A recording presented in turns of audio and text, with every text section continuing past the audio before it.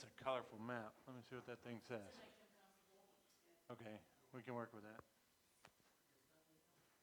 All right, let's see.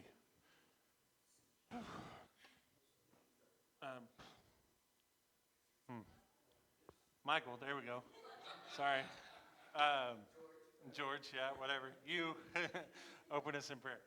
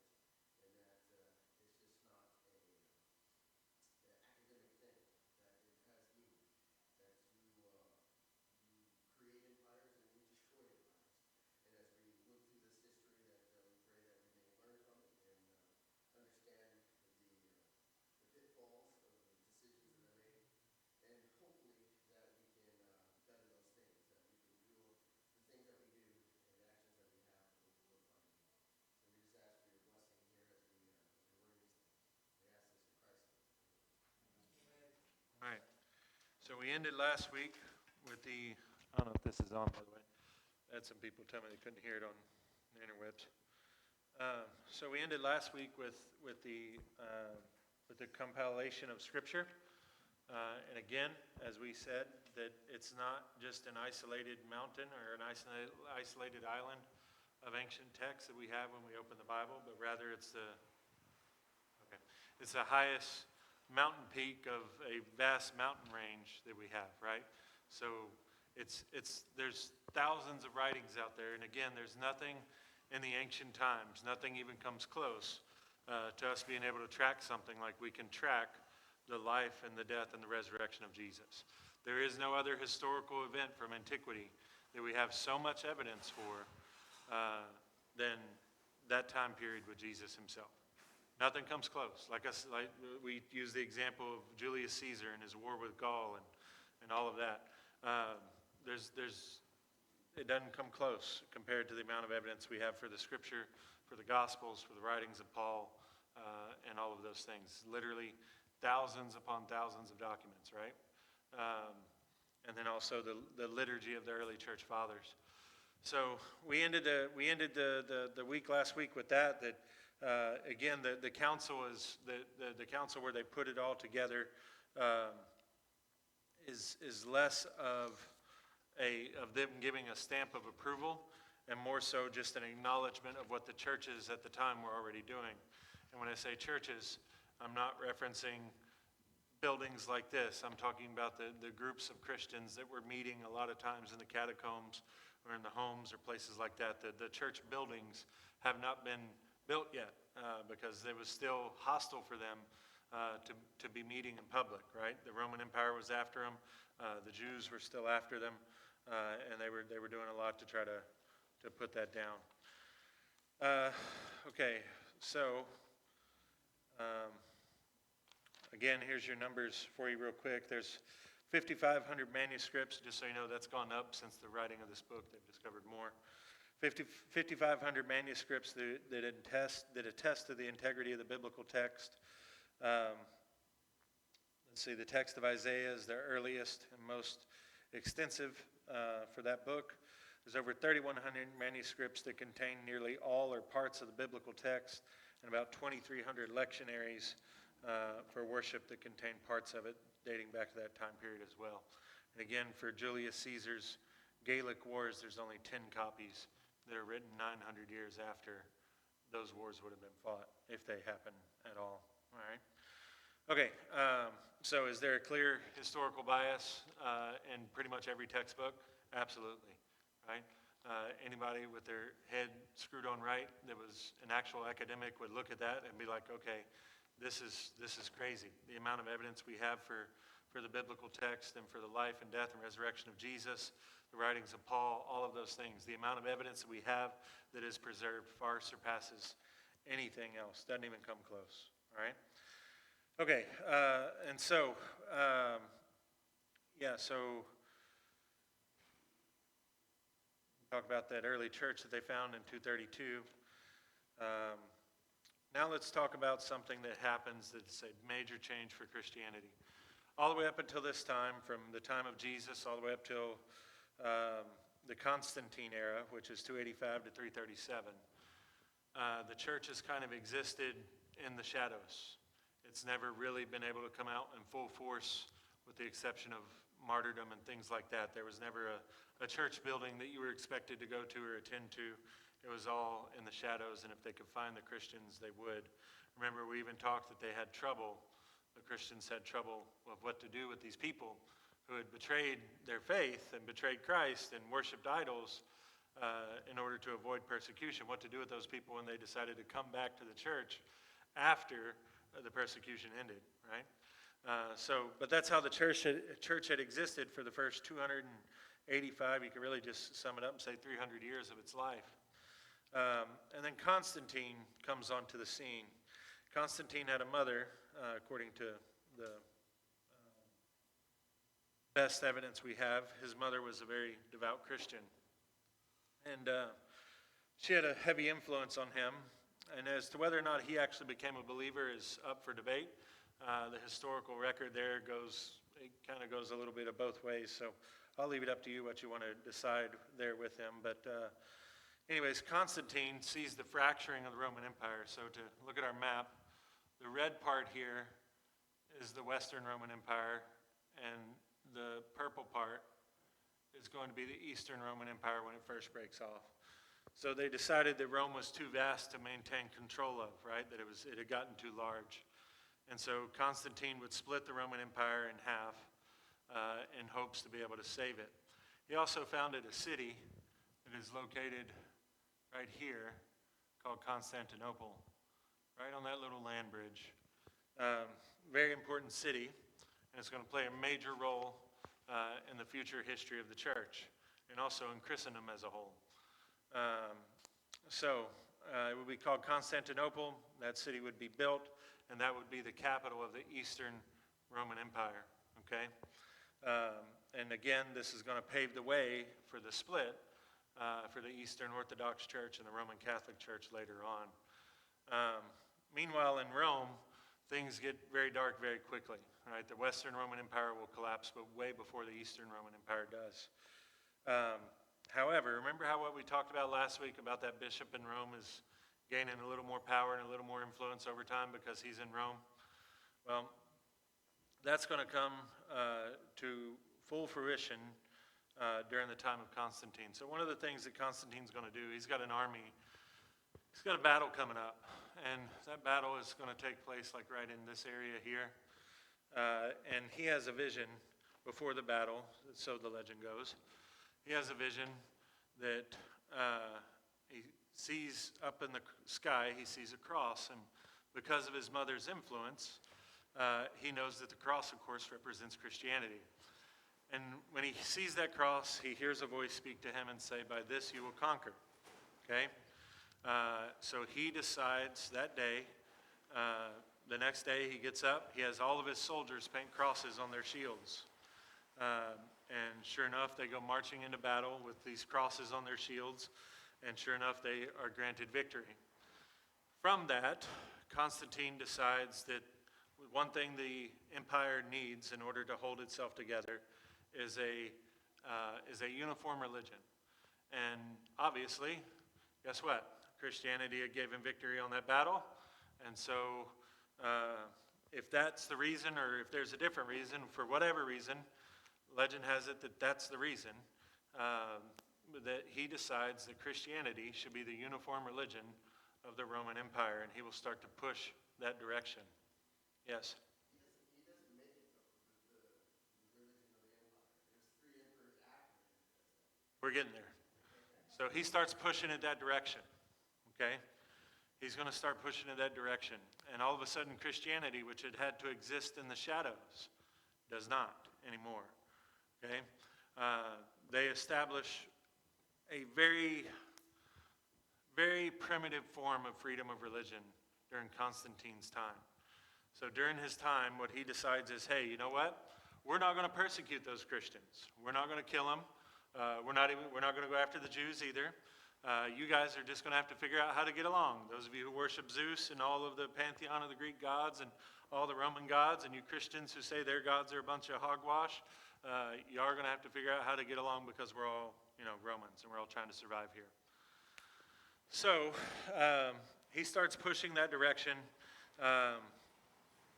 Let's see. Let's talk a little bit about him here from 285 to 337. So he survived for a very long time for a Roman emperor, okay? Usually their reign's about four years max, okay? And that's not because they get voted out of office either. They get stabbed out of office most of the time, all right?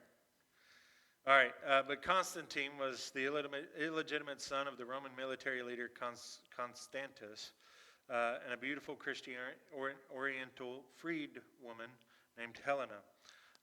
When his enemies seemed about to overwhelm him in 312 AD, he is said to have had a vision of the cross in the sky, and with that he heard the words, "In this sign you will conquer," in Latin.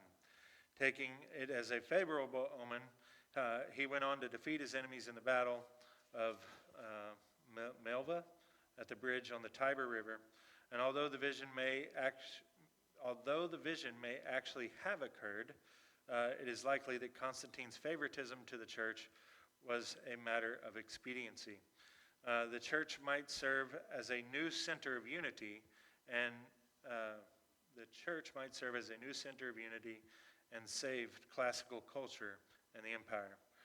The fact that he delayed baptism till shortly before his death and kept the position of Pontificus Maximus, chief priest of the pagan state religion, seems to support this view. Moreover, his execution of the young men who might have had a claim to his throne was not in keeping with the conduct of a sincere Christian. So one of the things that he did when he came to power is he had all of his nearby siblings all of a sudden turned up dead, right? And of course, was it his fault? Well, no, not on paper, but everyone kind of knew what had happened there. So that's what that's referring to. Perhaps there was a mixture of superstition and expediency in his policy, right? So long story short, starting with Constantine, you're going to start to see the marriage between the church and the empire and what's left of it, all right? He's pushing that direction. Whether or not the interpretation of his motives is correct, Constantine embarked on a policy of favoring the Christian church. In 313, he and Licinius granted all freedom of worship with the Edict of Milan. We just talked about that. During the next few years, Constantine issued edicts that brought about the restoration of confiscated property to the church.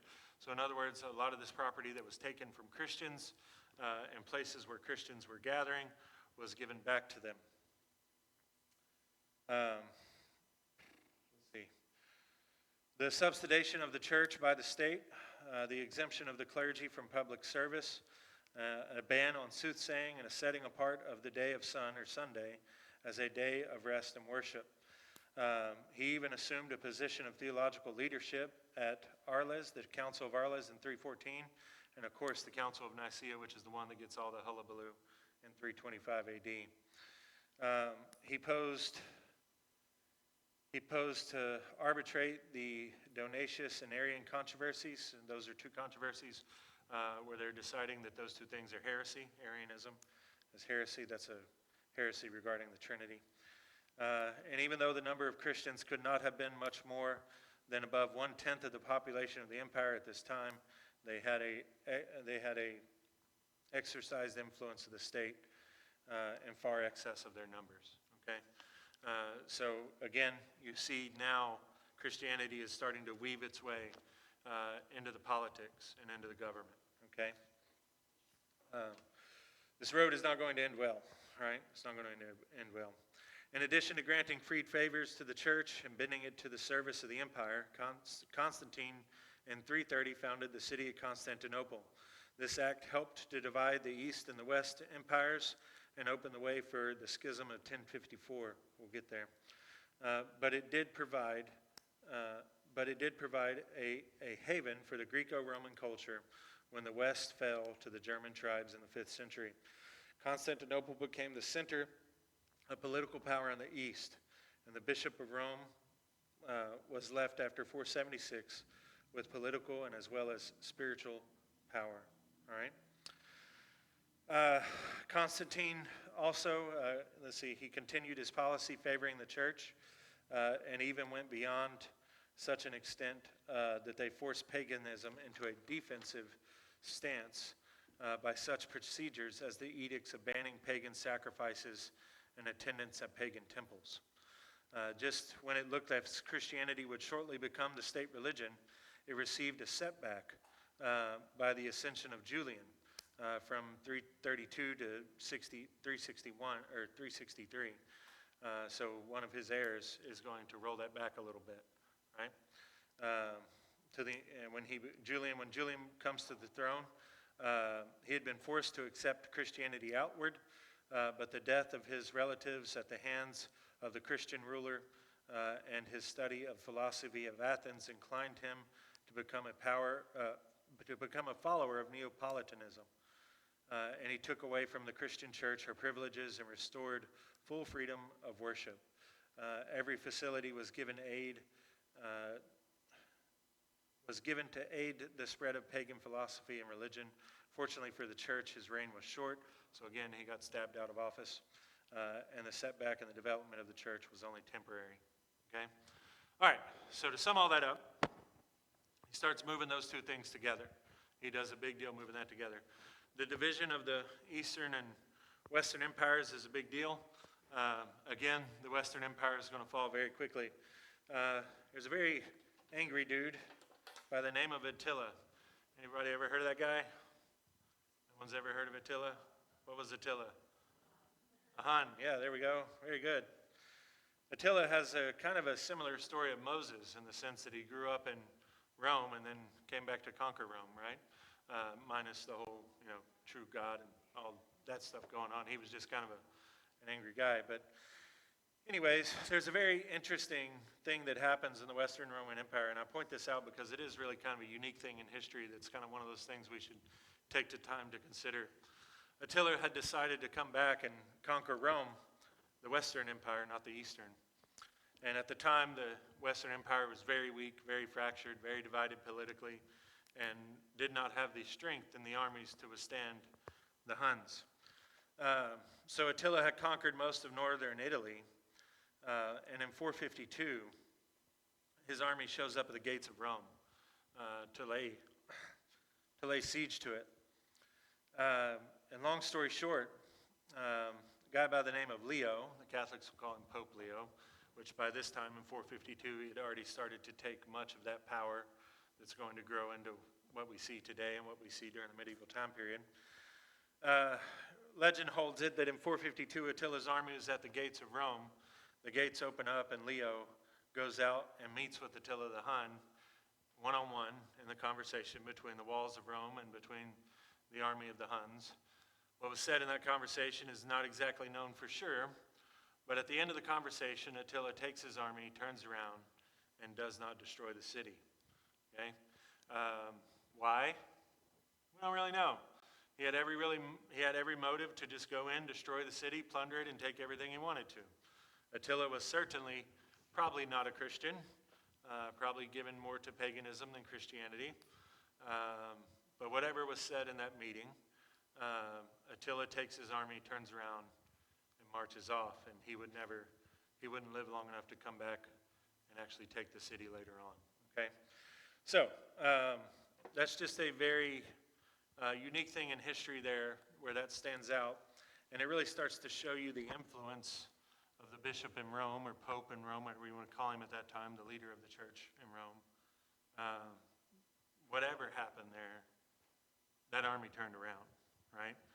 And so you can imagine how powerful of a moment that was for everybody who was inside that city, for all the women and children who were in that city who were facing certain death. Remember, the Huns were not nice people. And the standard at the time is not, hey, we're just going to occupy your land for a little bit, and, we're just going to, that's all we're going to do. No, we're going to come in, we're going to kill all your men, enslave all your women, and sell all your children off to whoever wants to buy them too, you know. That's kind of the standard practice. So anyways, that happens in the Western Roman Empire. Unfortunately for the Western Roman Empire, or fortunately, depending on how you look at history, it's not going to matter much. The Western Roman Empire would wind up collapsing within the next century. Okay, so meanwhile, as all that's happening, right, there's a massive movement that starts to take place all across Europe. There's a lot of theorizing as to why this is. Some people say that it's a famine in the east, or maybe it was a big, like kind of a Mongol army before the Mongols were the Mongols or something. But there's a massive migration that starts to take place from the east into the west, and you start to see these guys show up named the Goths. The Goths will be the ones that will wipe out Rome. As far as the Western Roman Empire, the Eastern Roman Empire is going to keep going for a long time. Anyways, the Goths are going to come from probably kind of up here, kind of like the Germany area. Some of them are going to come from over here around Hungary and Poland. They're going to migrate all the way over to here, to Spain eventually before they settle. But as they go, they're going to lay waste to the Roman Empire. So what comes around goes around, I guess, just a matter of time. And anyways, there's another really cool story about a guy named Alaric, was his name. Elliot was almost named Alaric, just because I'd like to torture y'all having to call him that name all the time.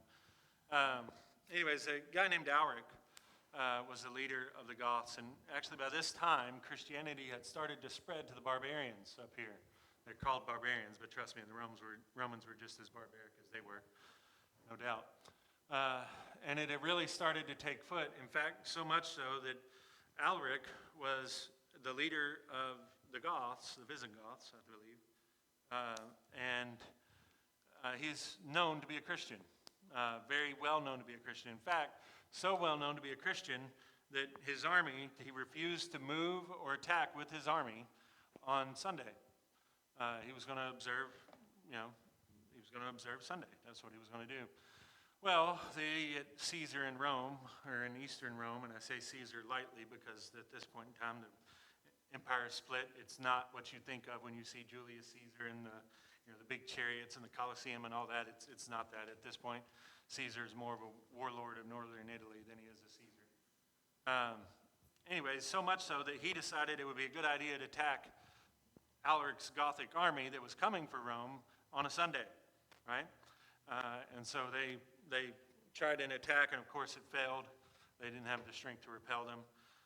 Alaric is known for about giving the Romans about 3 attempts, roughly, to try to save the city and save themselves. As he was coming through, he asked for tribute. He said, look, we'll leave your city alone. We'll leave you guys alone. We're just trying to get past.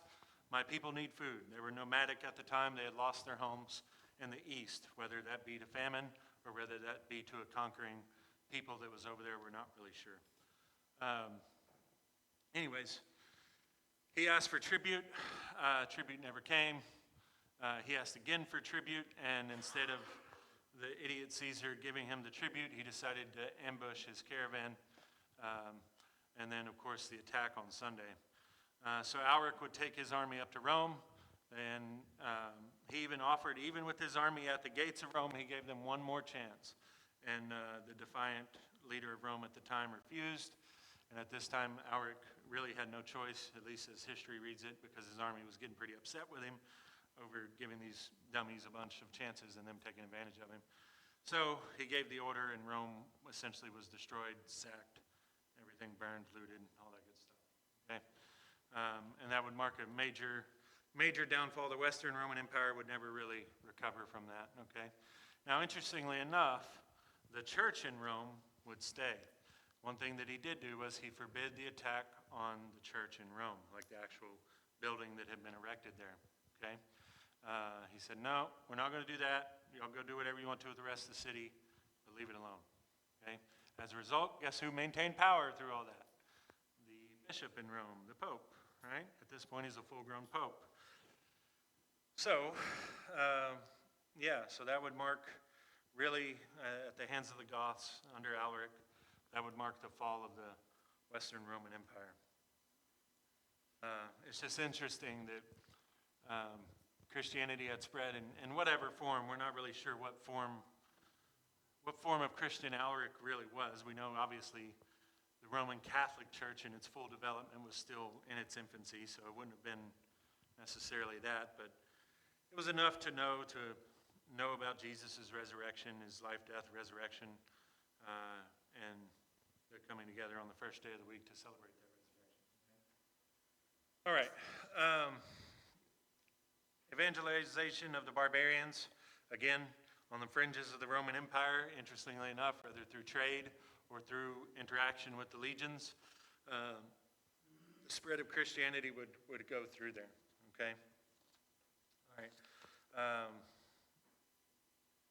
Again, there's mass migrations during this time, which also led to the spread of Christianity. There's Vikings sailing around, starting to do their thing as well, where they're, raiding the coastlines and using their shallow water boats to go up and down rivers that were otherwise thought impossible. As a result, as these Vikings would capture people and take them as slaves, guess what? Many of those people turned out to be Christians, and so they brought back with them Christian slaves who were faithful and spread to them the message of Christ. One of the things that's very interesting about the Vikings weren't conquered necessarily militarily. They were conquered religiously. You can read about all that. Albert and I think it's Albert the Great. Oh, there's a lot of greats around at this time. Leo is called Leo the Great, right? But again, the Viking conversion to Christianity would happen later on. That's still a long ways. But long story short, you got this massive group of people moving in and out and interacting with these Christians as they go, and the gospel is spreading through that. And also, there's many martyrs to come from that, right?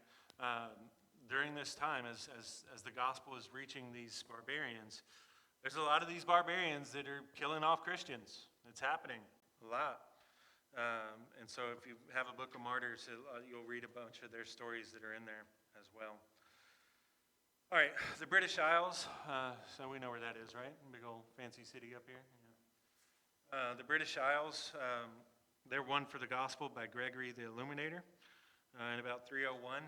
And this is like an official, this land would be considered Christian from this point forward.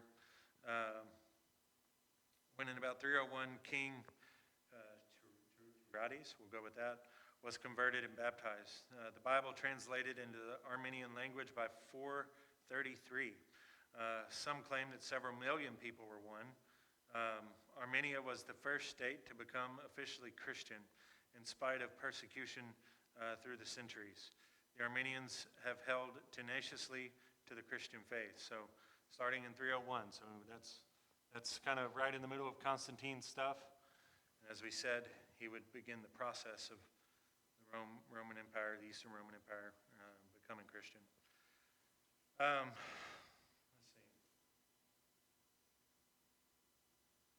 We've got Ethiopia here with Coptic Christianity. We've kind of already talked about that.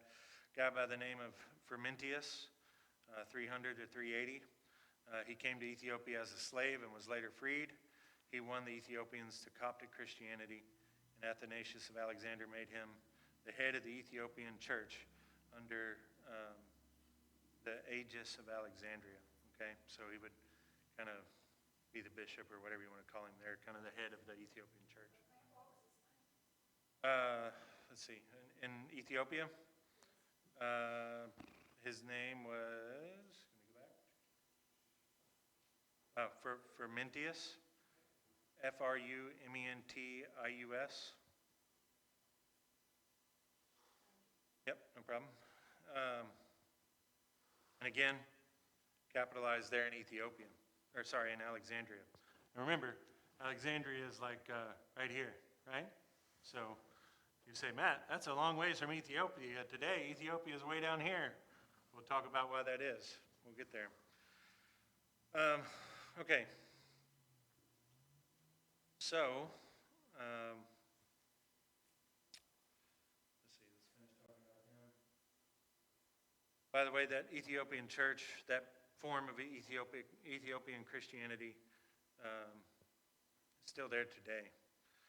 All right, British Isles won to Christianity during this period. We do not have much information about the introduction of Christianity into Celtic Britain. We're not really sure how, but long story short, it does get there, okay?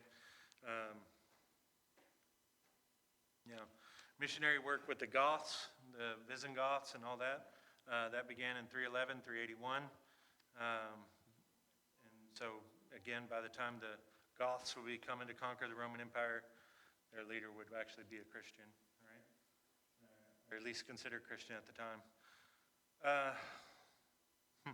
Because the Goths were so warlike, well, let's start with who this is first.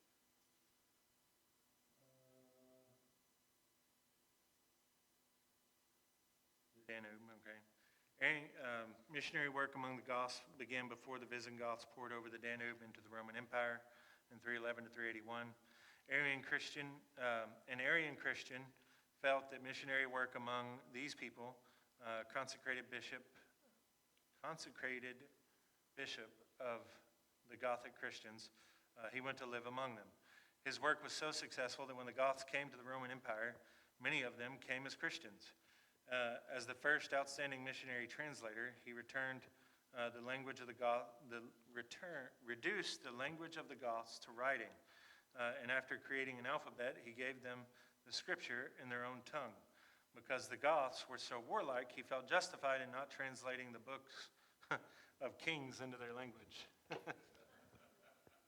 the book of Kings into their language. The Goths were thus won to the Arian form of Christianity. That the guy's name is Ulpius. There's a good name for your kid, Ulpius.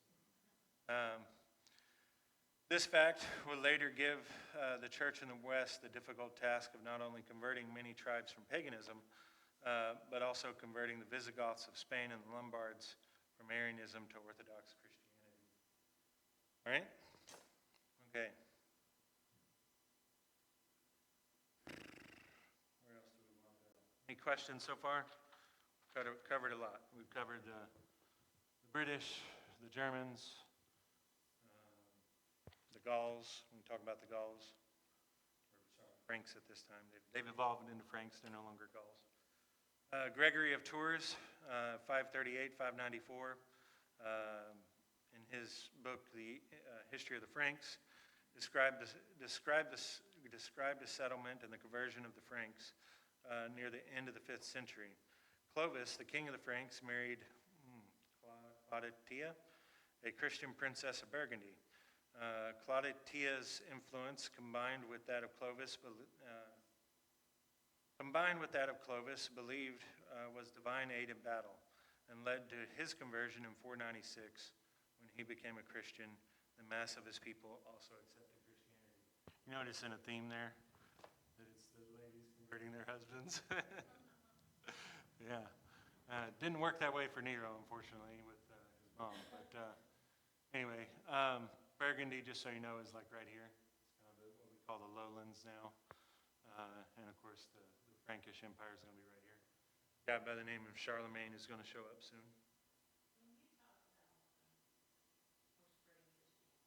Mm-hmm.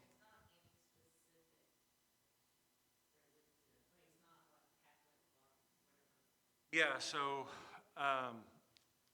unfortunately, as time goes on, by the time we get to here with Clovis and those guys, we're getting pretty solid what we would recognize as Roman Catholicism today.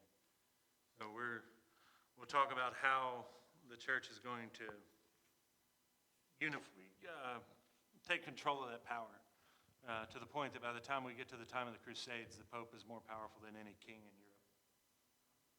So this early form of Christianity, by this time, it's getting corrupted pretty bad. We're starting to rely pretty heavily on the work of, we're starting to rely pretty heavily on works for salvation. No longer faith by grace, by faith through grace. So there's an argument.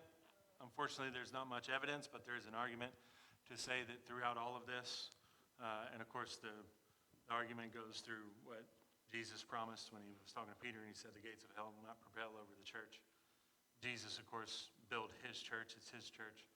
the argument is that throughout all of this and through the development of the Roman Catholic Church, that somewhere in there is a hidden true group of believers that are true believers through this and would not be corrupted by what is going to become a very evil institution of the Roman Catholic Church, especially during the medieval time period.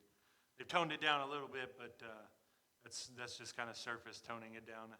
We haven't called many crusades recently, but I guarantee you, if old Popey Boy got up there today and called one, there would be millions flock to Italy like tomorrow, right? Do what? Yeah, I'm not going to give him no respect. Forget that. Sorry, not happening. Yeah, well, you hear it a lot before this semester is over. Yeah, so in Spain, so there's two types of Goths. There's the Visigoths, and then in Spain there's the Ostrogoths, if you want to put a yo there or whatever. The Visigoths and the Ostrogoths, they're going to settle. Remember, they're just going to kind of wipe out Rome and then move on. They're going to settle right here, and then the Ostrogoths are going to be over here in Spain. So truth would have it that history has it that the Christianity working its way through the Goths also made its way there into Spain with the Goths. As the Goths go through, they kind of clean house as they go through and kind of wipe everybody out, as is kind of tradition at the time. So, and by the way, don't ever let someone tell you that the extermination of cities and all that takes place in the Old Testament is the exception to the rule and not the rule for the ancient world. The extermination of cities happened all the time. And the fact that the ones in the Old Testament were commanded by God, God had a very specific reason for that, why he did that. It was to keep paganism out of Israel, and also for the obedience of the people. I mean, I like that, but God tells them, put the city to the sword, right? And again, as we talked about as we were going through Isaiah, Josh called me out on it for moving off of Isaiah and back to Luke recently, which is fair. We may go back to Isaiah. I feel like we needed a break from these people are getting conquered and those people are getting conquered. But anyways, God uses that, and he also used it against Israel as well as a form of exacting justice upon the world, right? In Noah's day, he calls the flood. In Israel's day, he calls the extermination of cities. And when it was Israel's turn, guess what? Here come the Assyrians, right? Here come the Babylonians, okay? So God used that as a form of justice, and I also think as a form of kind of purifying sin when it had gotten to a totally insane place, right? Like, okay, well, you people are just too far gone. Y'all need to be wiped out, right? So, okay. We talked about the creeds. We did talk about the Apostles' Creed quite a bit.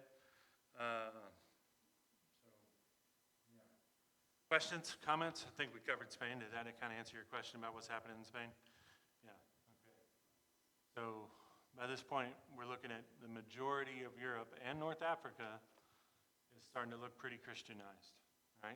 And not just Christianity in the shadows as it had been in the early couple of centuries, but now it's Christianity in the palaces and Christianity in the sitting on the throne and things like that, okay?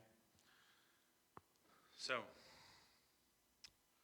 we got some theological controversies that are going to show up. We'll have to cover those later. Lots of talk about the Trinity, right?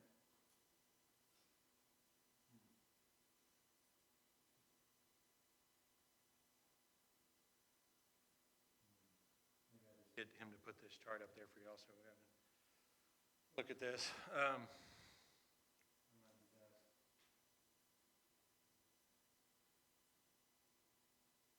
So, starting with Constantine, really moving forward, the 300 to 400 years, they're really putting down a lot of controversy regarding the Holy Spirit and what that looks like. Throw some of these things out there real quick.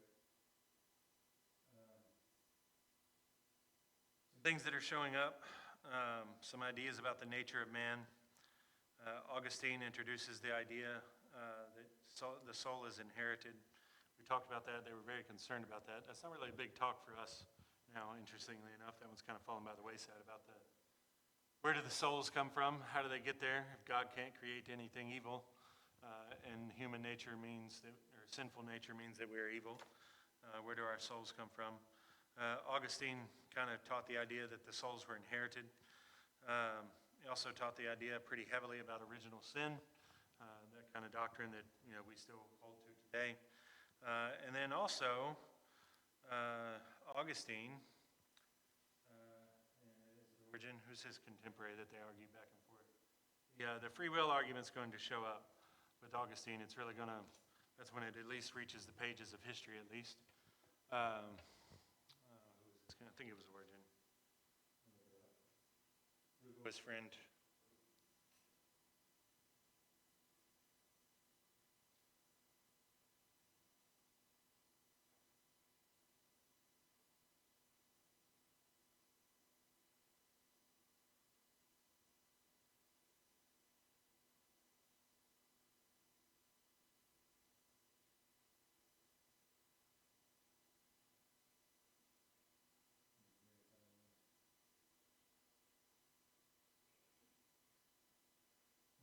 That's Pelagius, which makes sense.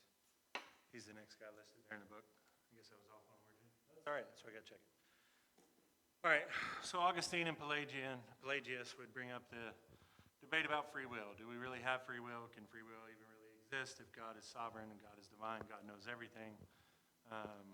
If God knows everything, can I do anything other than what God already knows I'm going to do? All the talk in the New Testament about the elect, God choosing those who are going to be saved. The dual predestination term isn't going to come along till later, officially termed with Calvin and Arminian and all those things. But essentially, dual predestination it doesn't really make sense. It's like, if you're going to choose those who are going to heaven, then by default, you're also choosing those who are going to hell, right? The default dual predestination is saying that, well, there are those who are predestined for hell and those who are predestined for heaven. Don't really want to get into that too much because obviously that major discussion is going to come up. But if you want to see it later in its most primitive forms, you don't go to Calvin and Arminian, as where most people go to today and where the labels come from today. You go to Augustine and Pelagius, right? All right. Interesting fact, Pelagius actually held the idea that we were born sinless and that we would sin, like we would actually sin as we go, okay? Like we naturally become sinners all by ourselves, okay? So that's a interesting idea, obviously, not necessarily the one that we hold to or subscribe to, but one that's been discussed, that's for sure. Then it would also bring up the idea of the separation of the wills, that there's God's sovereign will and what's the other one called? I guess he would term it as a broken will, but it would be rebranded later on. Yes. Pelagius, yeah. Pella, and then Gius. So Pelagius. Gius. Yeah, Pelagius. One thing that we do need to give credit to for old Pelagius was he was saying that baptism was not essential to salvation, right? In fact, he may have de-emphasized it a little bit too much. He didn't place much significance on it, right? But he certainly didn't go the route that the Catholic Church is going to go when they say that baptism is absolutely required for salvation, right? Which they're going to get there very quickly. All right.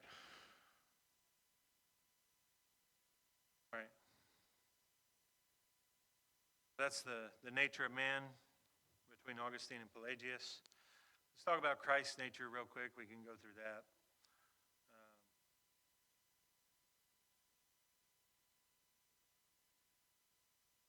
Nestorianism, I think is what that's going to be called. Long story short, Nestorianism, the idea, they're trying to figure out how is it that Jesus is fully man and fully God. Nestorianism would say that Jesus Christ was a God-bearing man, right? Which is a really weird way to say it, and if it doesn't sound right, that's because it's not right, okay? That he was God-bearing man. In other words, that he wasn't fully man, that he wasn't fully God, but rather he just bore God's weight-ish personality thing, sort of. Right? Bore God's nature, I guess, if you will. Let's see. Yeah, that's Nestorianism. Arius said there was the difference between the body and the soul. That the body was human, the soul was all God, separate that way. Finally, we start to get there with the idea of two natures fused together, a monophysites, I guess we'll go. And then finally, in 451, we figured out with what we would call the two natures, one person in harmony, right? So he's both fully man and fully God, right? What would come to be called, here's a fun big old word for you, the hypostatic union. How is it that Jesus is fully man and fully God? We call that the hypostatic union, right? So, again, if you could imagine sitting down and not having all of this previous information and these previous saints who wrestled with this and dealt with this, how easy it would be to land on some form of heresy, right?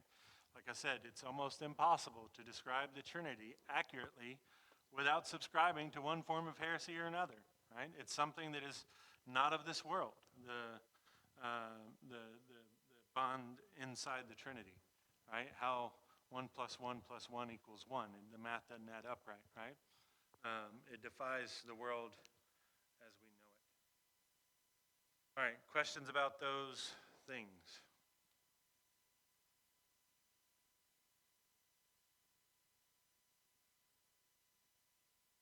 Anybody? No? All right, the sun came out. Sorry, guys. Okay, now, all of that is going on at the same time that all of this stuff is going on that we were talking about with Rome being sacked and the people moving through and the barbarians coming to know Christ, the Goths coming to know Christ, the Franks coming to know Christ, the British Isles becoming Christianized, right? So, yeah. All right. By the way, one alternative view about Spain, I didn't think about this. One alternative view about Spain is that it arrived there with Paul on that missionary journey. One alternative view of how Spain became Christianized is that it got there with Paul on that missionary journey that he may or may not have taken. We're not sure about. He mentions wanting to go to Spain. We don't know if he had time to go to Spain before he was executed or not. If he did, then obviously Paul taking Christianity to Spain would be the most logical way of how it got there first, right? That's how the rest of this whole place over here got Christianity. So, you know, it would make sense that this would. Okay, so by the time we get to about 500 to 600 AD, most of the things you see on that map up there would be considered Christian, all right? Christian in the term of what Christianity looked like at the time. Would that be considered Christian well enough that they would get along at our church, or that they would subscribe to our doctrinal statement? I don't know. We've gotten pretty far away from the New Testament by the time 500 AD shows up. Really started to add in works. As I said, the baptism argument starts to come into play there with Pelagius. I believe that's Pelagius, right? No, Augustine. And again, by this time, we've had our little incident with Leo and with Alric, where the bishop in Rome has really established authority over the other churches, right? Over the other bishops.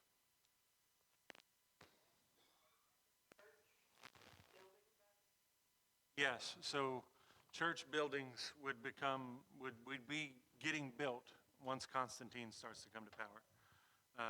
There would be public gathering places that were out in the open where the church building would begin to be built. In fact, I went to seminary with a guy who was writing his thesis paper on the damage that has caused to Christianity, the idea of a church building, and all the damage that sanctuaries have done over the years. Because we know and we teach that there's nothing holy about this sheetrock over here. There's nothing holy about this carpet or those pews you're sitting in. There is something holy about the people that gather here, though, right? And that holiness and that sacredness, and again, holy is in set apart unto the Lord, right? Set apart to God. That holiness and sacredness was in the people, not in the building. And over time, we're going to see that change, right?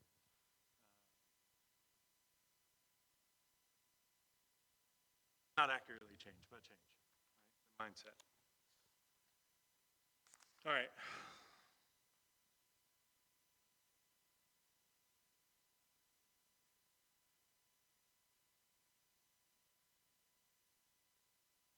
Pelagius was a British monk. Let's talk a little bit about him since you asked about him some there, Brother Alonzo. Pelagius was a British monk and a theologian whom Jerome described as weighed down with partage. I know I'm saying that word wrong. Help me out here. 131. I'm probably about to embarrass the mess out of myself. Page 131, third paragraph, second sentence.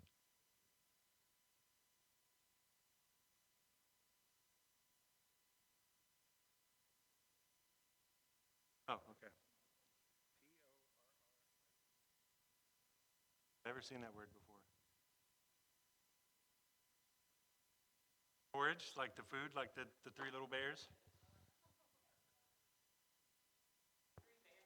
Isn't that the thing? You know, porridge is too warm? Isn't that what he's talking about? Is that what that is? Okay. I mean, I've never had porridge. Have y'all had porridge? No, okay. All right. All right, well, so we've got our three little bears in here. The Goldilocks, three little bears? Yeah, there we go. All right. Anyways, so long story short, the porridge of the Scots, right? He came to Rome in about 400, where, with the help of a guy by the name of Celestius, there's a name for you. There you go, Josh, write that one down for your name of your kid, Celestius. All right. He formulated the idea how man is saved. And again, this is in the scripture, but this is someone putting it together in a systematic theological way. So let's talk about what he did here. He soon found that Augustine would have no part of his ideas. He left Rome in 409, and Pelagius, a cool, calm individual, had known nothing of the struggle of the soul through which Augustine had gone before he was saved. Hence, Pelagius was more willing to give the human will a place in the process of salvation. But Augustine had found his will helpless to extricate him from the morass of sin in which he found himself because of his sinful nature. Augustine was a bad boy before he became a Christian, okay? Really bad guy. Augustine is a good example of, he's a very good example of someone going from being like the worst possible sinner in the world to becoming a literal saint, okay? Not saying he was perfect. Of course, he still messed up, did all that stuff. Acts, whatever. He still messed up, still a sinner. But very, very, very not good guy, okay? Particularly when it came to the sexual sin. He was enslaved to it. All right, so Pelagius believed that each man is created as free as Adam, right? Uh-oh, that didn't sound quite good, does it? As free as Adam was that each man has the power to choose good or evil. Each soul is a separate creation of God and therefore uncontaminated by the sin of Adam. The universality of sin in the world is explained by the weakness of the human flesh rather than the corruption of the human will by original sin. Man does not inherit original sin from his first ancestor, though the sins of the individuals of past generations do weaken the flesh of the present generation, so that sins are committed unless the individual wills to cooperate with God in the process of salvation. The human will is free to cooperate with God in the attainment of holiness and make use of such aids to grace as the Bible, reason, and the example of Christ. Because there is no original sin, infant baptism is not an essential element of salvation. So, by this time, even by the time of Pelagius, which is 360 and 420, already the idea is starting to be passed around that baptism is required for salvation, and that an infant that dies without being baptized would go to hell or purgatory, as it would develop later. Turns out purgatory is quite a profitable idea. Who knew? Yeah. Obviously, we absolutely don't agree with everything Pelagius says here. We would probably strongly disagree with his ideas as far as how we become sinners in the first place, right? David would say from the womb he was a sinner, right? What's that great Bible verse? I'm too tired to remember it. It's in Psalms. What's he say? I was born in iniquity. Yeah, there you go. Obviously, he would take that as, well, that's David saying that, and he would take it as I guess he would try to take that as kind of like a narrative thing, right? Like, whereas this is David saying this, that this is how he felt about himself, and not necessarily an eternal doctrinal truth. We tend to hold to the idea that, guess what? You were born into sin, and that, not taking that as a analogy or hyperbole, but as a literal thing, right? That so from the moment you're born, you are in sin. All right.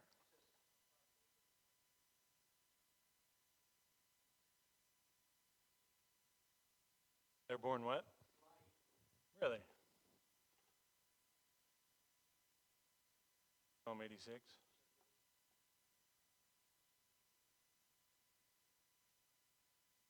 Right. The argument that's probably happening here, how the free will and predestination ties into this as well, and as well as why do they keep talking about where did the souls come from and all that. They're trying to solve an issue, which is still a very hot button issue, which I'm going to go ahead and bring it up. We only got 10 minutes left, so we don't have much time to talk about it. The hot button issue of what about the infants? If salvation is by grace through faith in Jesus alone, an infant does not have the mental ability to comprehend the work of Christ, doesn't have the ability to comprehend death or the resurrection.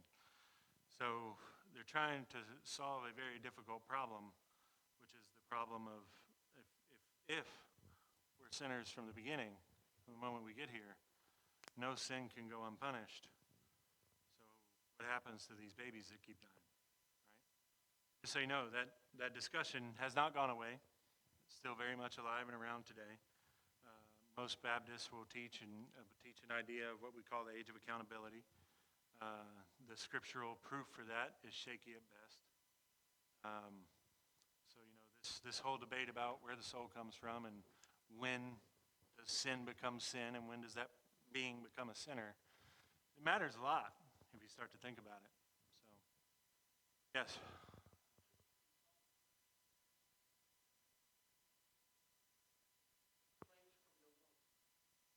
They're estranged from the womb? Okay, so estranged from God, obviously, I guess is what he's talking about.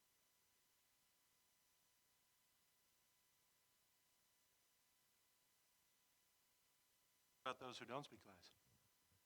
There isn't one, right? Yeah.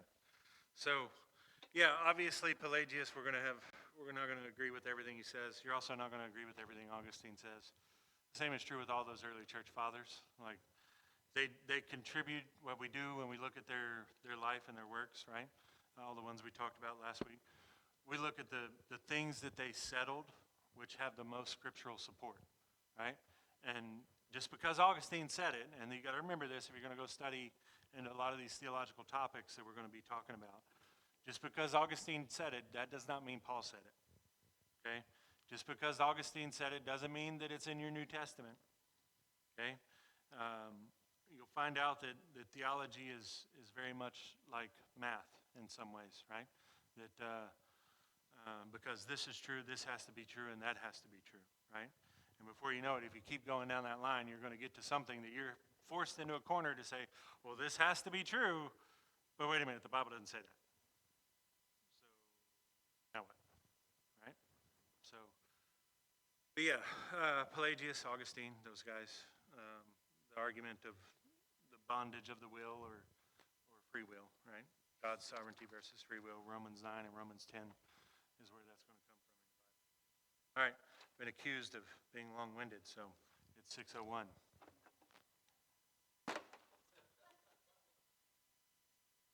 Just so you know, I can quit a whole lot quicker. The shorter I have to preach means the less work I have to do. So, you know what I'm saying? We can do that if we need to. I just don't want to waste your time. So, any questions before we go?